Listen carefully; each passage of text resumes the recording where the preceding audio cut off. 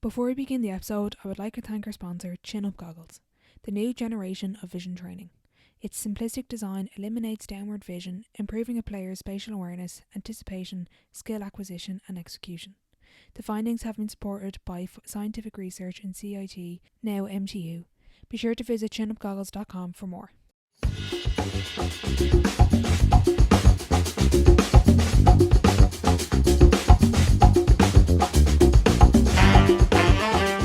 Welcome back to the Sideline Live podcast. You can follow us over on Twitter and Instagram at the Sideline Live. We'd love to hear from you. On episode 47, I am delighted to be joined by Dublin Lions Head coach and one of Ireland's up-and-coming coaches, Erin Bracken. This is probably one of my favourite episodes to date as we delve deep into all things coaching, beyond basketball, and universal traits that all coaches can learn from. I hope you enjoyed the episode.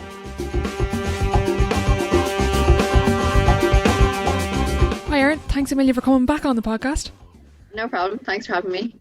So we're going to get into all things coaching, but you've a new role this year since our last chat last year. Take us through what's been happening for you over the last couple of months. I suppose on the basketball front in terms of coaching, I'm now taking over the Dublin Lions men. So I was the assistant coach, I think, the last time I was talking to you, and we were kind of planning for our season of National League, but now we're still doing the same, but I'm the head coach now, so it's a little bit different. And then, I've taken up the role with Basketball Ireland as well as the South Dublin development officer. Brilliant. So I suppose I asked a couple of people for questions to come in, and one of them in particular was deciding to pursue men's basketball and kind of going down the route of pursuing the men's game. And I suppose as a female, how do you find that going into a male-dominated aspect of the sport, and how come you didn't maybe pursue the female side of things at the adult level? I suppose it just kind of made sense at the time. I was after doing my Masters in Belfast and I had a good relationship with Rob White from Dublin Lions, and he was the head coach there and he needed an assistant. So when he reached out to me after completing the Masters, it just made sense. The same year I was actually offered the Liffey Celtic Super League head coaching role. But I had played with them the year before, and it just made sense for me to kind of go with the men and kind of learn as an assistant rather than me stepping into a head coaching role with all my friends, that's just the way it happened. It was kind of by chance, really. Didn't really have in my head at that point that I was going to pursue, the men's team. My first kind of stint of coaching men was with Jordanstown when I was up there as part of my scholarship. I coached the men's university team, and that was fun and I really enjoyed it. And then when Rob asked me to come on board with the men in Dublin Lions, it kind of just seemed like a no-brainer. We had a good relationship. I respect him a lot and I'm always learning from him, so it just really made sense for me to step in there. I don't really feel like, as a woman, that it makes that much of a difference for me, just because I'm just comfortable with it at this point. I just I have a good relationship with a lot of the lads, or all the lads that I coach, and I'd hope that it was reciprocated, but it just makes my life easier. You're coaching those people and you're coaching basketball, and it doesn't really kind of bother me that it's men or women, or it is basketball and it's people that you're dealing with at the end of the day. What were some of those lessons that you learned during your time as assistant coach with the Lions? Oh God, there's so many. Probably we reflected so much on it throughout the year. We were playing Super League that year. When Rob first asked me, I don't think he probably thought they were going to end up getting promoted. I think he had in his head like promotion was probably never on the cards, and it was to build in National League for a little while.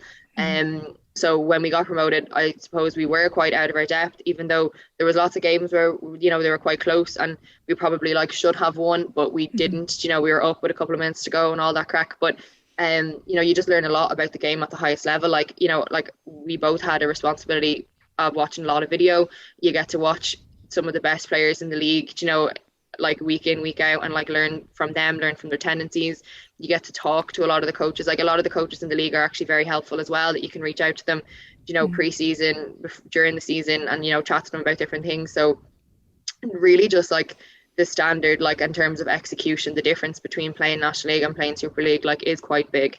Okay. Did you notice a difference with the lads in terms of the lessons they learned and kind of evolving during that time in the season, and now when they're coming back now and kind of taking those lessons from the Super League back to National League now? Yeah, I think so. It's still early days right now, and it's obviously been a year and a half kind of since we've played competitive basketball. So it's going to take time to maybe even see if anything has kind of transferred over. I think our Super League year was difficult. We didn't really have a lot of continuity and kind of consistency within the squad. a few pros here and there. We'd people come in and come out, and it was just a tough time. But you could actually see come like kind of February when we decided to go with no like American or no pro just for a few weeks to focus on the Irish lads and to, let them play Super League basketball. They started to really understand what we were kind of looking for and what the way other teams played. And it's kind of similar to how we're going now. Like at the moment, we don't have a pro. And I know I was talking to you beforehand, but like we're kind of going away from bringing in 3-4 professionals. We're kind of focusing on the Irish lads, like, and making sure that they're the ones that benefit and, that they develop long term. Mm-hmm. As a coach, how important is it to reflect, not only as we look back on now what's 2 years ago, but during the season? How often do you reflect on games and even maybe training sessions? Probably just all the time. I feel like my brain is just constantly wired and I'm constantly thinking, and there's probably times where I overthink and overanalyze, but like I would always be reflecting. And like I'm lucky I have an assistant coach as well myself with the men now, and there's times where I can just sit down and watch and I can reflect even during practice, on certain things, on, certain segments of practice. The same when I go home, like I'll always take down notes and I'll ask the assistant coach for his takeaways. And, it's kind of a constant thing. I probably need to learn to switch my brain off sometimes, but I think it's so important to reflect, like, because, it's in terms of awareness, like you have to be aware, and video obviously can be a really big part of that. Even if you can record practices, record yourself, during timeouts or during practice, you can reflect on your own behaviors and actions. You can pick up on stuff in that you may not have gotten in real time. But yeah, no, it's so important to reflect, like, and I probably do it like all the time. Do you video yourself during practices and timeouts? This season I haven't started yet, but I will be. Like, it was one of the things that had been talked about even during the level 2 course that the coaching course that's going on at the moment, and during my masters. Like, I would have done it a little bit a couple of years ago during the masters, and it was something that I wanted to take forward. So like I have got everything set up. I've actually ordered like a mic from Amazon to be able to attach myself during practice. Yeah, so it'll be like connected to the iPad or whatever, so I'll be able to kind of do it there. But like, yeah, no, it's something. I remember I had a meeting with JP Nurbin actually, going back when we just come out of kind of lockdown. I met him for a cup of coffee and he was chatting about different things, and he was the Liffey Celtics head coach last year and didn't get to stay on with them this season. And like, he runs like a coaching culture like podcast, and he has his own. I've listened to him actually. I recognize the name. So he has his own kind of channel and stuff like that, so he gave me a lot of advice on that sort of thing, like in terms of awareness and reflection. So no, it is something that I'm going to have to adapt.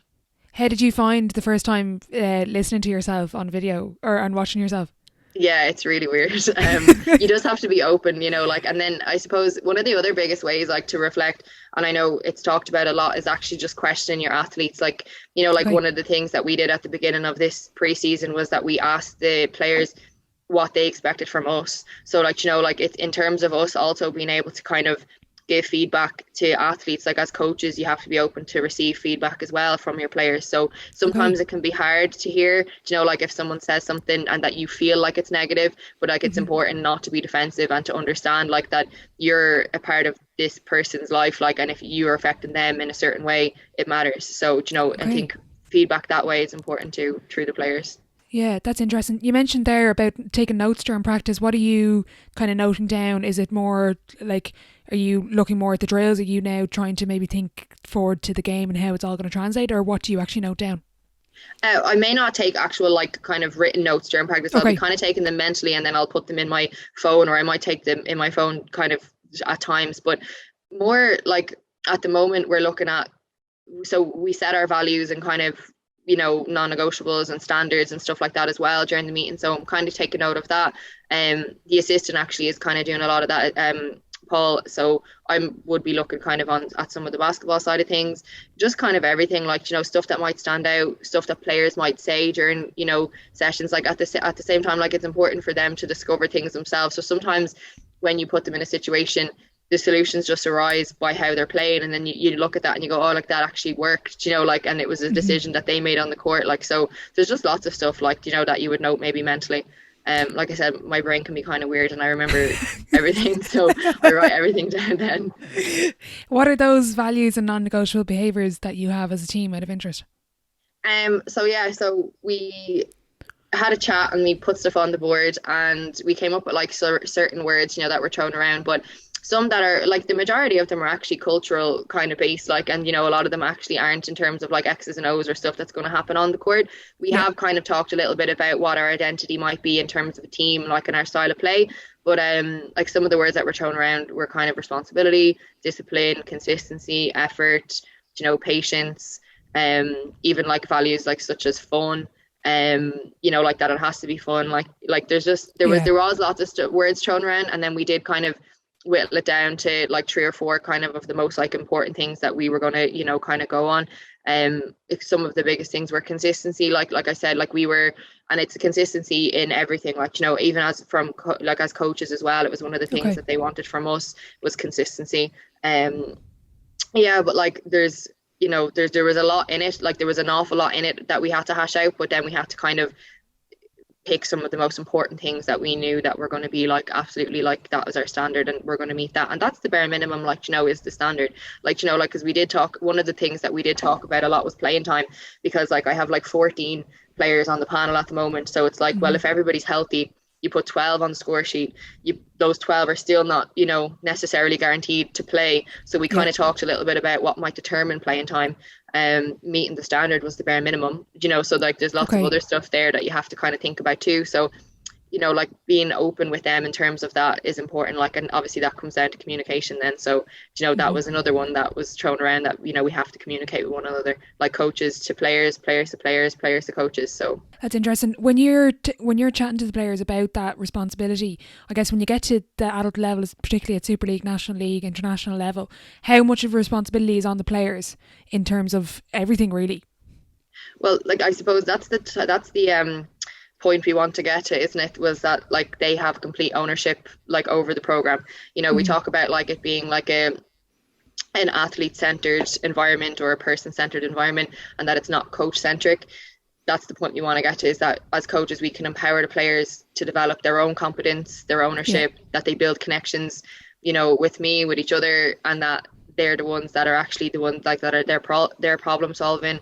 They're the ones coming up with solutions. So like that is the point that we want to get to, is that the ownership is on them. It can be kind of led by the coaches, but it has to be driven by the athletes themselves.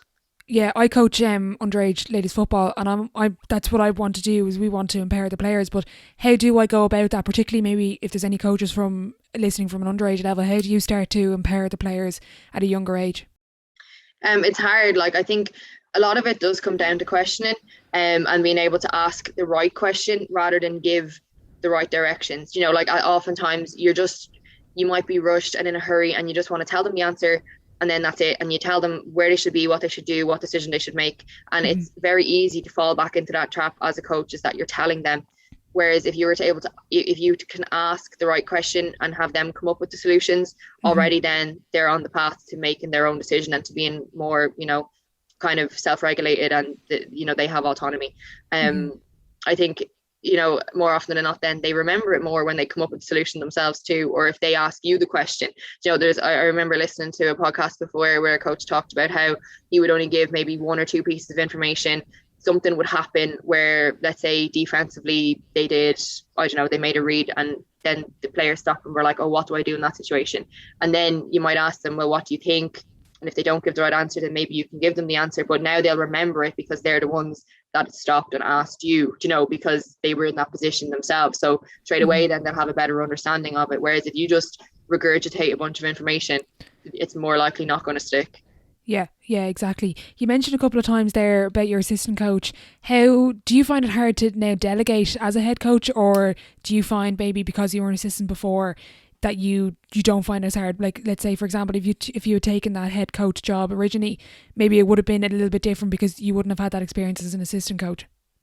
Yeah, I think like there's definitely times where it's probably hard, that I think lots of head coaches, even though they might say they're not, are a bit of control freaks, and like you want just to do things yourself, and you have things in your own head and your own methods, and it's hard. But I find that having an assistant like makes me communicate more, like it makes me explain what my thought process might be, makes me understand it more. Like I think with the assistant at the moment, like he has specific role, like that helps me a lot, because it means that maybe I don't have to focus on that so much, and like I can focus on other things. And it was the same when I was with Rob. Like Rob would have given me an awful lot of responsibility, which I really appreciated because it helped me a lot. And there was never a time where we didn't get along, or that we didn't kind of work well together. So I think as like it 100% comes from me being an assistant, and I've been an assistant in different environments, and and with different teams. So I think it makes you appreciate an assistant coach then, and value them, and make sure that they feel valued. So I think that's one of my biggest goals as well, is to make sure that whoever I have as my assistants, like even with some of the underage teams I have assistant coaches, and they're players within the club, or maybe players that I coached previously on underage teams, and you're a mentor to them as well, so you have to make sure that you kind of play that role well. Who were your mentors as you were starting to get into coaching, out of interest? Well, I know I mentioned Rob before. Like, he would have been one of them, because he even coached me when I was younger. He was one of my coaches when I was 13 or 14. I think on my previous podcast with you, I definitely mentioned my parents, because the two of them coach a lot. My mom coaches basketball. She was my first basketball coach. And then my dad coaches hurling and camogie. So we're a house full of sports people and coaches. So definitely my parents, like, they would have been kind of my mentors and role models in that sense, because like we can have conversations about sport, about coaching, about building relationships, about communication, everything in the house. So kind of they'd be probably the three main ones. How important is it, as maybe a young coach or any coach really, to have a mentor and have someone that you can go to that's nearly, like you mentioned, your parents, they're not involved, let's say, with Dublin Lions, they don't have a role, but how valuable is it then to go to someone and talk to them maybe about something when they're kind of separate from that group, let's say? Yeah, no, it's really important, like, because there's times where you need to vent, and that you need to just go off on one, and you could be frustrated with yourself, with your players, with people, and it might be all this built up kind of tension, and it's important obviously to kind of reflect yourself too, but it is really nice to have people outside of your circle to go to. Like, it's very important. Like, I know, like JP, I mentioned him before, like he's one of the ones that I would have been able to text or talk to, and we met that one time, and I know he's extremely busy, so I haven't actually contacted him in a while, but he was somebody that had said that I could pick up the phone to him. And there's other coaches around the country that are coaching at different levels that I know that I could pick up the phone to as well and talk to. Like I said, like, coaches are quite willing to help, and like to share their experiences, and to even just listen. Sometimes that's all you need, is for somebody to just listen to you, because it can be quite lonely. And I haven't felt that yet, but that's what I've heard from people, is that sometimes coaching can be quite lonely, as a head coach, especially if there's maybe some adversity, and you just don't know what way things are going to go. So I am kind of mentally prepared that there could be stuff in the season that that you have to go to someone else for help, or to just listen. You mentioned there chatting to your parents about kind of building relationships. How do you actually build a relationship with players and get that connection from, let's say I walk into the gym and I don't know you. How do you then build a relationship with me? Well, I suppose it's just really important as a coach to know that you're coaching the person, and you're not actually coaching the sport. Like, you're coaching the people and the players and the kids and the athletes that come into the gym, and that you have to understand the needs and the values and the priorities of that actual person that walks into the gym and that's standing in front of you.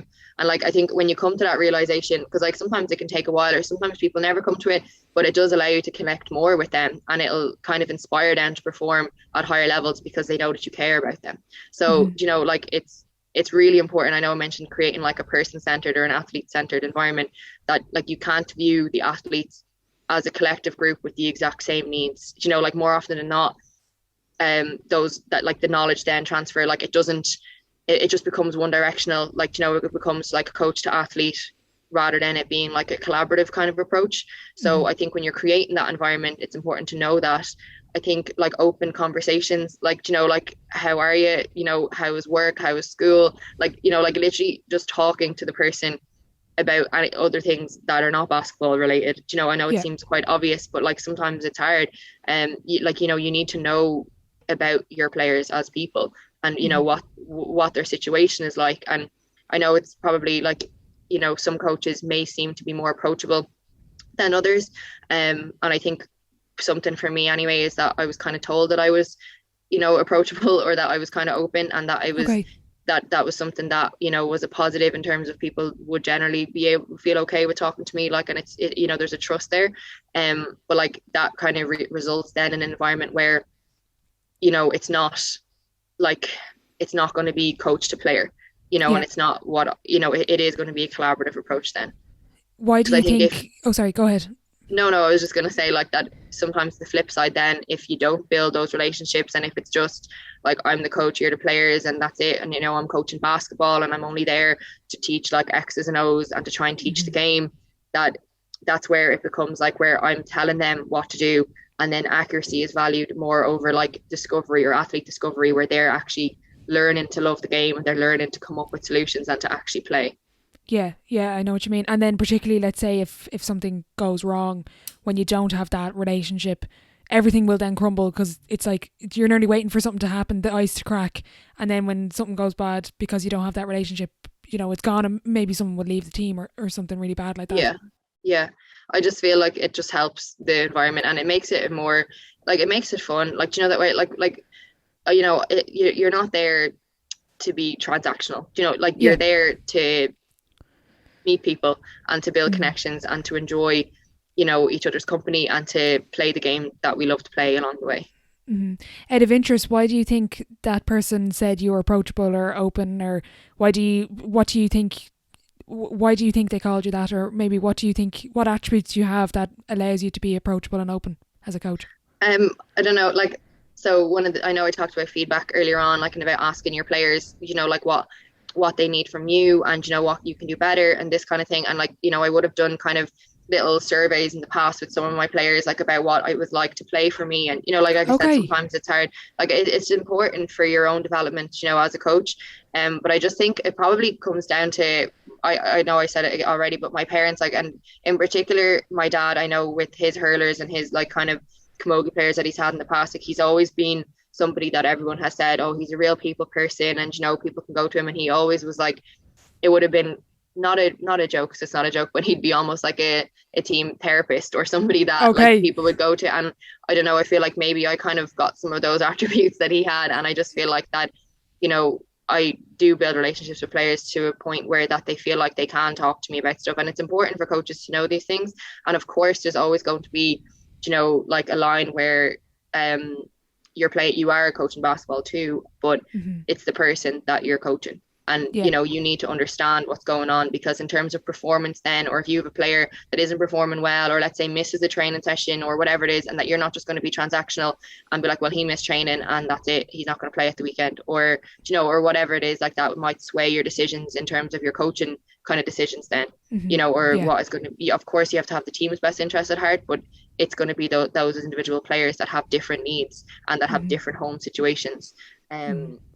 There's a book that I'm reading at the moment, actually, that one of the things he suggests in the book that you ask as a coach, that you ask your players to finish the sentence, one thing I wish my coach knew about me. And it was something like an exercise that he did with his underage kids. And he said, like, some of the stuff that they might come back with would quite shock you. And some of the kids might say something funny or something lighthearted, and then others might come back with something a little bit more serious that might explain a lot about why they even play the sport. So I think that's extremely important as well to take on board. That's really interesting. I'm definitely going to rob that from you. But I was interested with the survey as well. I think I might rob this as well. But what kind of questions would you ask your players after you coach them? I've done it a couple of times with certain people, where you just might ask them how it feels to be coached by you. Just generalized like feedback, what you could do better, whether it's even during timeouts or during sessions or during games. And like there might be certain players, because I know like it's obviously important as coaches to give feedback, like I talked about before, but some of your players may end up being able to kind of regulate you as well, or use certain keywords even during games. I know it was something that we talked about before, like there was on the coaching course as well, like was that it's important even for players to be able to regulate their coach, or like intervene sometimes, like if you're being unacceptable, or if there's something that you need to get your head screwed back on again, it's important that players have that like permission to do that, and coaches have they give them permission to do that. I know what you mean. Do you use sort of any reminder, whether it's for yourself or with your players? Do you have sort of like a word that or even just like reset? Do you use that a lot with your players, just to kind of remember, just to switch back on and keep focused? Yeah, well, in particular with the players, like during sessions and stuff like that, we would encourage them a lot to call their own timeouts and, to try and give each other feedback as much as possible. I know you probably heard of the rule of three, like with Mark Bennett and the implementation of the rule of three. Like, that's something that we're really are trying to do, because I think a couple of years ago, before, it would have been mainly all kind of coach to player, and we're really trying to, like, that, empower them and give them ownership of the program. So obviously the first rule is that you try and regulate yourself. You know, you get yourself back up to a standard, and it's about being self-aware as well, like, you know, about what's going on in the game, and for you to be able to recognize, okay, look, last couple of possessions I wasn't acceptable, and then you try and regulate yourself. If that doesn't work, then it's on your teammate. You have to be open to receive, you know, a bit of feedback. You have to be open, you know, not defensive. Like, we've seen that before, where, you know, a teammate will go up to someone and then it's and it's defensive straight away. You know, so like, there's lots of ways that we're trying to kind of encourage them to do it. And then obviously then last resort, coach steps in and tries to regulate the player. So there is certain players at the moment, actually, that I would have like kind of keywords for, that we would talk about, like, you know, what kind of success might look like, and if they get themselves into a state where they're frustrated, what they might need. You know, so I've had a couple of conversations with certain players that may struggle to kind of regulate themselves during games already, and, you know, we've talked about what strategies we might be able to do to kind of help that, which is good. So I mean, we've only had a couple of practices and one preseason game, so I mean, it's going to take a bit of time, and I'm sure there's going to be stages in the season where, you know, things might go a bit mad, and then, you know, we have to be able to kind of come out of that then and problem solve and get ourselves back on track. So it'll be interesting. Yeah, exactly. I'm interested, you mentioned there loads of feedback, and even from your surveys, how do you think that, were you always open to that feedback? Was that something you had to work on, or did you always literally look for that feedback? It's a bit of both, I'd say. Like, you know, like, I've probably been coaching basketball like since I was 15, so I was young, I was a kid, you know, like, I was taken under 10 team, remember I mentioned before, with Anya O'Connor, and we would never, you know, like, that would have been just, we were Super League players, or players at the time in the club, and that wouldn't have been a thing. But I suppose more so when I went and did my masters, it would have been the case of, they were common practices used from coaches and by coaches, you know, to try and improve. So I knew that if I was going to have, you know, if I was going to develop as a person, like, I can't expect my players to develop as people and, you know, to have a growth mindset if I don't. So, you know, of course, then I have to be open to it. And, you know, like that, it's watching yourself back on video, asking your assistant coach, asking your players, even people like my parents that might come to a game, they might give me feedback. You know, like, it's just one of those things, like, you have to be open to it. There might be times where, I'm maybe defensive, and there's times where you might have your own method in your own head as to why you might have done something that someone else doesn't understand, which is also a situation too. But no, I have to say, like, this season now, I'm definitely approaching it with a more open kind of mindset, like, and making sure that it is a collaborative approach. How do you think you've evolved as a coach? You mentioned there, like, when you're 15, sure, you're still a kid, like, but particularly maybe when you took coaching seriously, maybe through your masters, through your different experiences in a number of different teams. How do you think you've really evolved over the last number of years? Well, I just think there's a number of things that will be a factor, but, like, in my head, like, this is my first year as a head coach, you know, so I'm kind of feel like this is the start. Obviously, I have experienced, you know, as assistant coaches, I've been away with some Irish teams, you know, like, I've coached at like different age groups, I've coached boys, I've coached girls, like, there's lots of those learnings that help you evolve. But I feel like it has to be ever evolving, and, you know, like, you have to adapt to certain situations. And I think this year, like, it's not that we have a clean slate, but it's like, it's completely new. Everybody's been out of basketball for a year and a half. We just have to be grateful to be back on the court. And I have to keep learning, you know, like, I have to keep pushing myself. And there probably will be times during the season where you'll be stumped over something and I'll get it wrong. And, you know, like, I have to be open to that as well. And as much knowledge as it might kill you at the time, I know the saying, like, oh, that you learn more from maybe your losses than you do from your wins or whatever. Like, as a coach, you have to be open to that as well. Like, if I make a mistake, or, you know, like, I have to take responsibility, learn from it, and then try and adapt. So like, obviously I think I have evolved, but, like, I think the game is ever evolving. People, like, personalities, you know, within the team, they'll always evolve. Like, you'll have new people coming in and whatever, so you just have to be open to kind of be adaptable as well. Out of interest, what difference do you kind of see between coaching men and women? Like, how do you find, like, approaching the two different genders, and kind of do you change much when you coach? You mentioned your girls' team, and I know it's different because they're adult and kids, but do you find much of a difference between the two? So I've never actually coached women, so I've never actually coached, like, adult women. like that the opportunity was to coach like Liffey Celtics, which was my team, and they were all my friends, they were my social circle, so it just wasn't kind of the right fit. But I have two underage teams, under 14 boys and under 16 girls, and there is a difference, of course. Like, I think probably it's worth mentioning the webinar that Pat O'Neill facilitated back in November 2020 with the three women, Deirdre Brennan, Esther Goldsmith and Lisa Fallon. They talked a lot about the differences between men and women and boys and girls or whatever, and like there's physiological and psychological differences. So there's a lot of it that you can do very similarly to coach both genders, but the differences then can warrant like tailored coaching approaches, and you have to educate yourself on that. There's obvious physical differences and hormonal differences and anatomical differences, like, so it is really important as a coach to understand. Again, it's understanding the person, like, and about why they play. I think like one of the biggest differences that straight away I can see, and it's under 16 girls, under 14 boys. Under 16 girls, not that they're not competitive or that they're not talented, but a lot of it is very social. Like they want it to be like kind of socially inclusive. They're there for their friends. It's fun. That's why they play. Like they play to compete, and of course, like they want to get better and all that crack. But it's proven that boys and males are more like kind of linear and analytically driven, so they might have more of a like kind of competitive, it's like a fight or flight mindset. So it's just important to know that that's the way that they are, and that's their genetic makeup. Totally. Yeah. Out of interest, how do you balance saying, like with communication, let's say, how do you balance saying enough without overdoing, like you kind of mentioned there, the rule of three, making sure you don't overload your players, but how have you found communication, particularly maybe with the younger kids and versus the adults?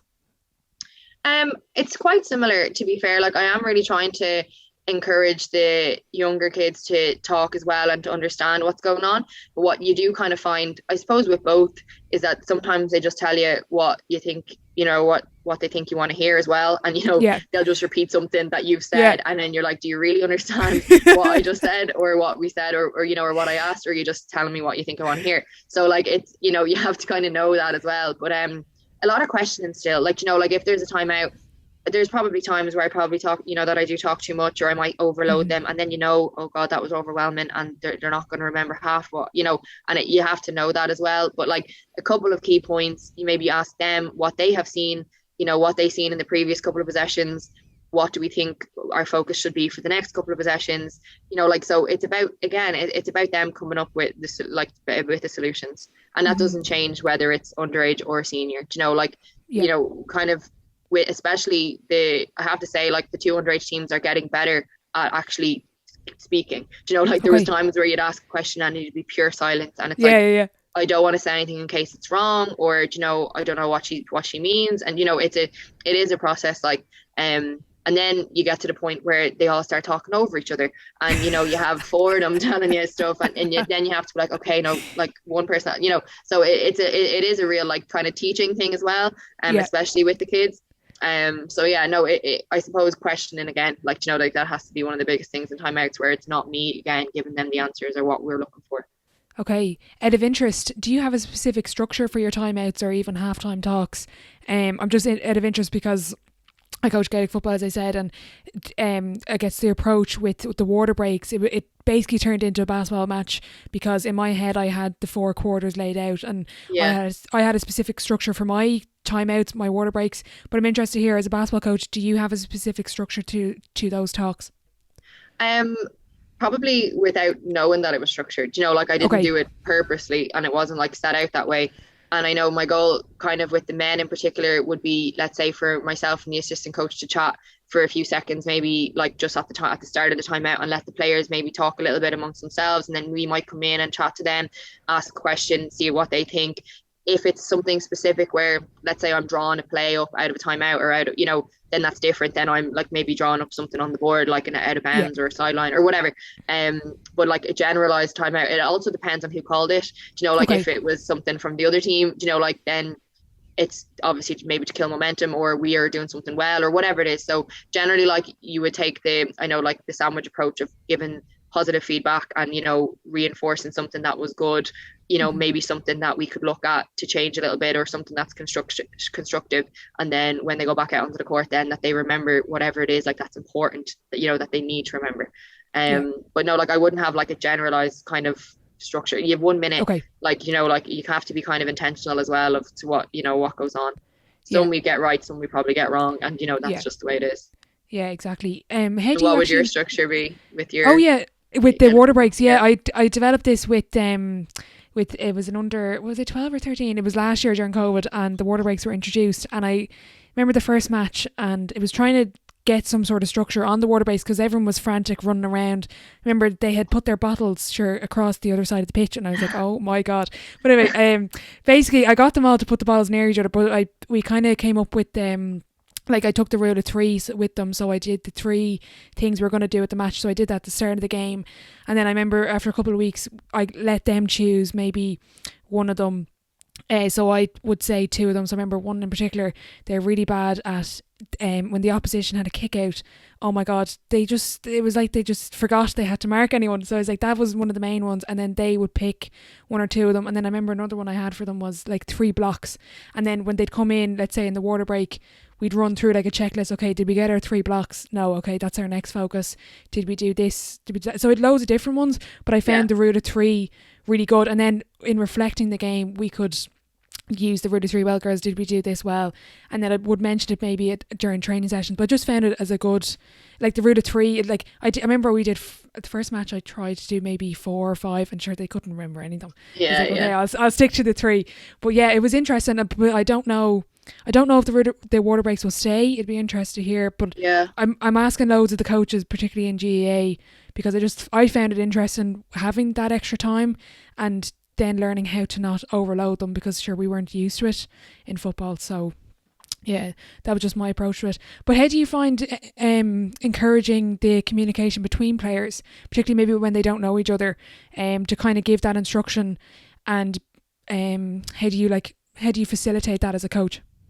Yeah, I think even just the word that you just said in terms of facilitating, like, that's a big thing, is that coaches are there to facilitate, like, practice or whatever. Like, it's not like that I'm there to run a practice or that I'm dictating it. Like, it's to facilitate it. So you have to facilitate an environment where it's open for players to be able to communicate with one another and to communicate with you as a coach. So I think, like, especially with the older ones now, like, a lot of these lads, like, we have good chemistry. Like, they've played together, you know. There's not really too many new faces, and some returning ones, but, like, you know, players that have been there.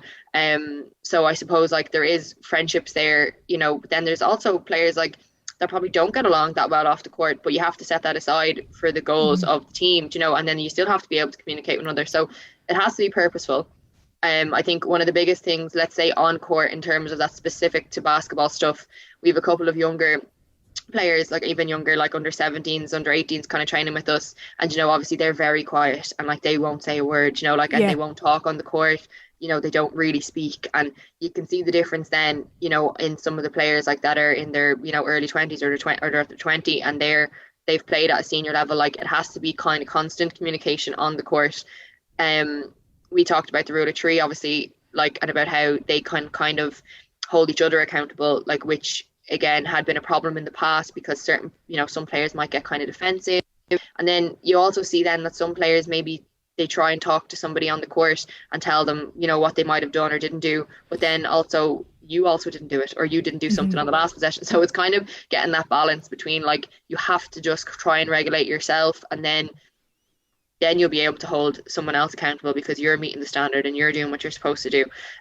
Calling their own timeouts, like, you know, there might be times during a scrimmage where I might have to call timeout, but, like, generally we'll try and tell the players, like, that if you feel like you need to call timeout, you call timeout. You encourage them to huddle up, you know, like, let's say there's a stoppage in play or whatever, that they huddle and they might, you know, kind of just regroup.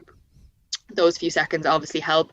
Again, it's not us telling them, it's not us having to call timeout, because I remember before, myself and Rob used to feel like we could have done with 10 timeouts, and, you know, and there was times during the game where they didn't huddle up and kind of talk to each other about certain possessions, whereas you can see kind of at the moment they're doing that a lot better, even in practice. And again, like, they have to be kind of open to feedback. Again, you know, they have to give each other permission, and it is the way in which you say things too. Like, we talked about how to give somebody feedback, and about how, you know, I know one of the things they slagged me for as well, but that I picked up from that I picked up from like podcasts and like JP, it was like the acronym ERN. So it was like encourage, remind, notify. So it was like you encourage your teammates, you can remind them before the action. Let's say you remind them to get over the screen or hedge the screen, and let's say they didn't do it, then you notify them that they didn't do it. But you take those steps, and when you're notifying them, you kind of take the emotion out of it. You may actually like fist bump them or high five them. You make an eye contact, and then you say like good job at the end, or good job getting back in transition or whatever. You give them something positive. So again, we're teaching the players to be able to do that as well, that it's not like just start shouting and roaring at someone because they didn't box out or because they didn't get back on defense, or or because they made a mistake. So like there is a way in which you have to give feedback as well, which we're trying to obviously do with them too. That is brilliant. How did you find I know they were slagging you over the ERN, but have you noticed much of a difference with their feedback now? Are they now consciously kind of using that reminder? Yeah, like you can see with some people, especially when things get heated and let's say games are really competitive, they might be very quick to, flip the lid and kind of shout at someone for doing something.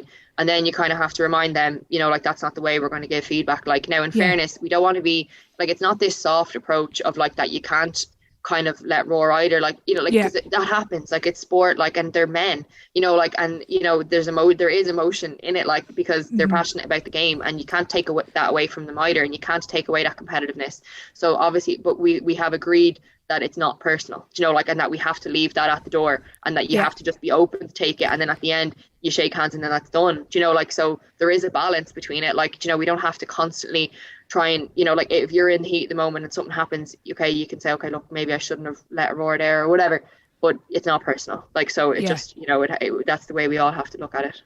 And was that something did you sit down maybe with your first session, or was that something you realised over time that, the lads we need to learn how to give feedback to each other? It was actually something that we talked about last season, so we didn't even mention that this season, because some of them remembered because they just take the piss out of me for it. But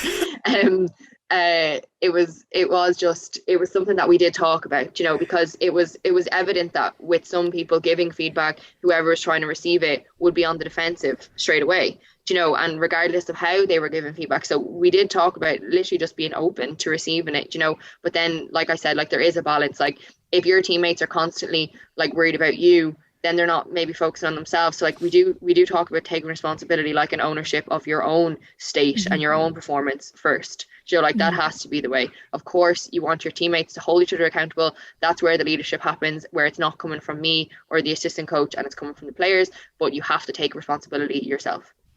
How do you find when there's leaders on the team? I could presume you're going to appoint your captain, but how do you approach the leaders on the team and creating a leader?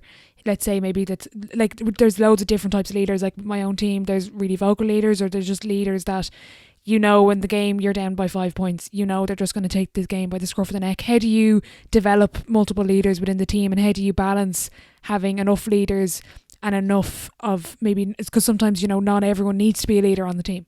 Yeah. It's actually a good question. It was something that I talked to JP about in my meeting with him, because I would be struggling to see, like, where it might come from. Like, we have, like, our captain, he's experienced, like, he's been there from the start of when Lions first kind of went National League. Like, he's actually one of the older players on the team. And like, he's very well respected, always speaks very logically.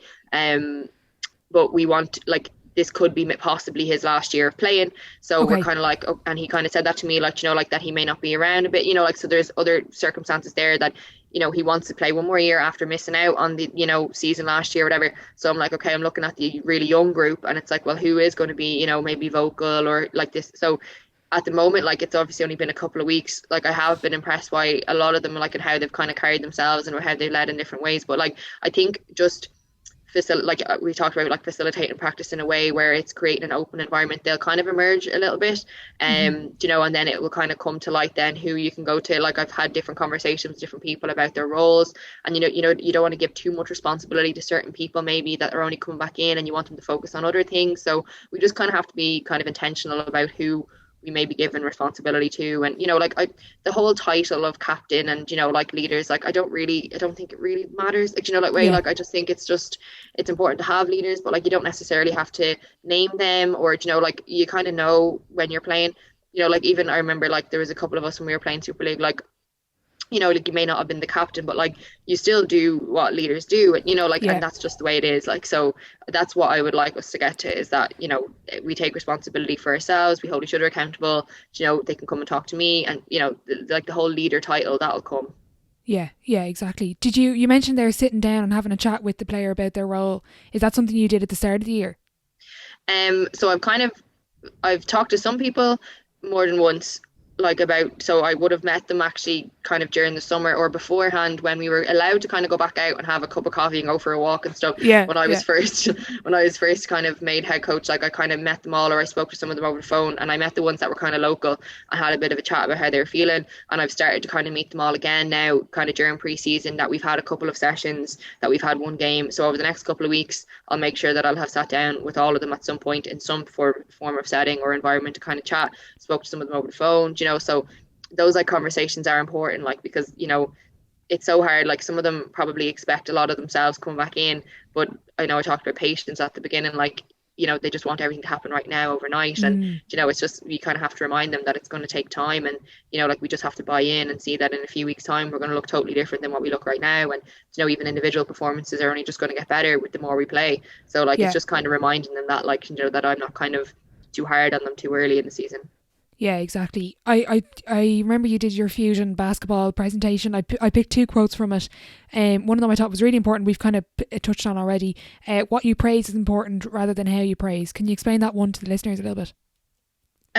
Yeah, so I suppose it can be taken in loads of different contexts. Like, if you're talking about maybe basketball specific stuff, or, you know, like, I probably would nearly flip it in one way, in a way that, like, your words or actions and, stuff can stick with players, like, forever. Like, you don't get to choose what things stick and which ones that those players forget. So, you have to be intentional in everything you say and everything you do, because they'll remember certain things. And like, let's say you lose the plot and whatever, like, they'll remember that. Or if you say something that you might regret, then they could remember that. Like, so you have to praise, obviously, in a way that you want that stuff to stick with your players. But Mm-hmm. if you're talking about offense, and in particular, because I think that was the context we were talking about at the time, was that, if we do something well and we have a good basketball play, and we miss the shot, or, like, the outcome isn't the make, that we praise what happened before that. And if that's somebody making a good cut, that is Mm-hmm. after creating space for someone, you tell them, oh, that was a good cut. And like little things like that, in terms of, like, I don't have to be a cheerleader on the court, like, or on the Yeah. sideline. Like, I don't Mm-hmm. have to stand there clapping and encouraging and saying well done for every single thing, because then it kind of loses value as well. So you have to be specific, maybe, in the small things that you might praise. Like, if someone sets a good screen, or, like, that extra pass, or, there's just small things that, if you praise those things, they're more likely to continue playing that type of way. Totally. I think I took another quote from it. It was about offense. Offense can't be results driven. It's process driven. As you just said there, what happened before we scored? We're looking at the process rather than just the outcome of, let's say, scoring. Yeah, exactly. So that's all it is. Like, we're trying to get them to play with a little bit more freedom, and kind of with a bit more space in, and just like with certain actions and stuff like that. So, like, if we take a good shot, like, and it's after coming from, let's say, like, stuff that we're kind of concepts that we're kind of looking at, like paint touches, post touches, ball reversals. If we've gotten that within a play and then we miss the shot, that's okay. Like, Yeah. we just praise good basketball plays, and we encourage them to make those type of plays, every possession if we can, Ex- or more possessions than not. Like, so yeah, that was just kind of exactly. that one. Throughout your experience playing or coaching, what do you think is the most underrated skill or attribute in the game? I was thinking it was so hard, because there's just so many things, and then people might say, oh, that's maybe not underrated, or like, that's important. But I think one of the things that I do kind of stress a little bit as well is about being present, and staying grounded, and not getting too high or too low. So I know with some of the groups that I've had before during games, you might have certain players that will be up here when things are going well, and it's great, and then they'll dip straight back down if something happens, like they don't get a call, or the Mm-hmm. other team go on a run, and then they're just up and down, and then the game might kind of pass them by. But, like, I feel like with those players that can kind of stay in the moment and stay grounded, they generally will have, like, consistent performances, and that you can kind of rely on them, like, in a mental state. Like, so I feel Yeah. like that's probably one of the biggest things. And it was something as a player at times where I kind of struggled and used to overanalyze things, and I used to kind of have my coach brain on, and I sometimes used to have to switch that off and just play. And Yeah. there's times where I have to try and remind the lads that like some of them are overthinking, and it's good that they're thinking, and that they're seeing things, but at the same time then you miss a certain amount of the game because you're overthinking. So I think Yeah. kind of trying to stay grounded and stay present is probably one of the ones that I would go with.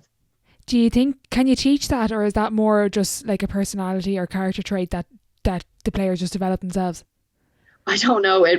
I actually don't know. It could be a bit of both. Like I think with me, like I got to the point where I was playing that I knew that I would probably be more of a benefit as a coach, like to people, because I felt like when I was Okay. playing, I just overthought everything, and like I used to get in my own head. No, genuinely, I did, and like I did. I got in my own head, and there'd be some games where I was grand and it was fine, but then there's other games where I just overthought everything, and then you're kind of worried about other people, and you're like just over analyzing.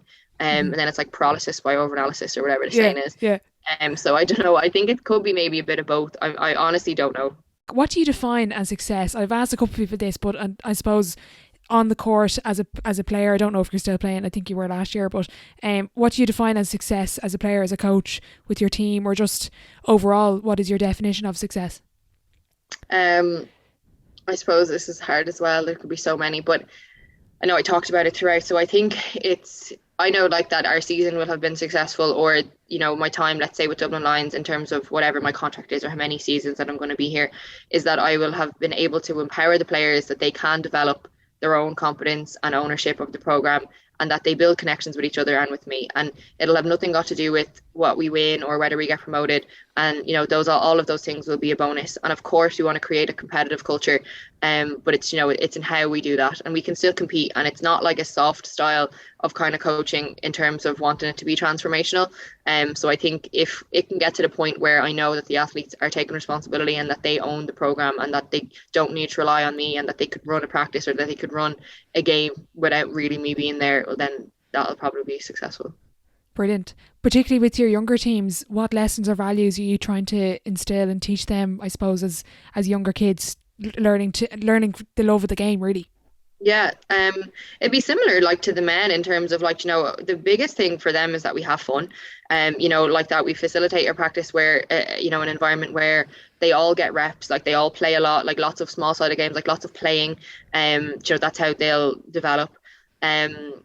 That they don't complain. So like with the little boys, the under 14s, they like to complain a lot, or they Right. did previously at refs, like because they're extremely competitive, like to the point where you're reffing a scrimmage outside and they want you to call it as if it's a All Ireland final, like so there's these things like and they complain, they're very hard on themselves. So we had to kind of have a bit of a chat about like like just negativity, like in body language and this type of sort of thing. So that's kind of my focus with them, is to get them kind of really playing together. Like some of them are Okay. extremely talented, very good, like individually, trying to get them to kind of have that cohesion, like as a group.